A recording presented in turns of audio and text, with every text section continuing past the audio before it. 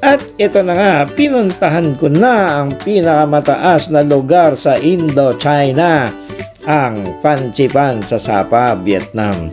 Hindi ko maintindihan, takot naman ako sa height. Bakit ko ginawa ang kalokohan na ito? Nagbayad ka na, tinakot mo pa ang sarili mo. Ito na nga, sumakay na ako sa tren. Pagkatapos nun ay sasakay ka pa dito sa cable car. Dito na yung nakakatakot.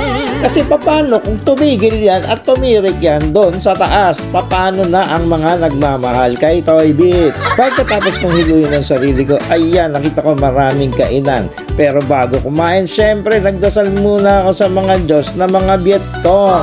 Sige pa, ikot-ikot hanggang sa mahilo ang ulo mo. Yan, ang dami mga prutas na inalay sa kanila. Hindi ko alam, pero ba't hindi naman nauubos sa ata nila, Lord? Pero sa totoo lang, maganda talaga dito. Pati ang simoy ng hangin, napakalamig. Paano hindi lalamig? Umuulan, may bagyo ka sa tuktok ng mundo. Napakaganda talaga dito. At sa taas, may mga lolang nagtitiktok. Napasayaw pa nga ako kamo. Akala ko yung naabot ko na ang rurok ng kabundukan na are.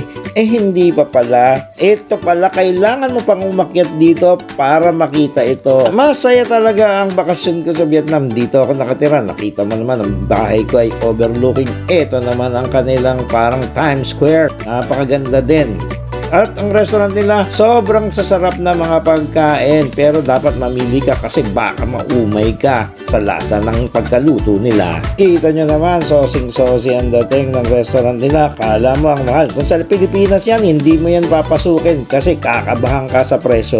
Pero dito, napakamura lang tapos napakasarap pa at ang laki ng mga serving. Nagpapasalamat ako sa Best Cape Travel and Tours sa hassle-free na bakasyon ko sa Vietnam.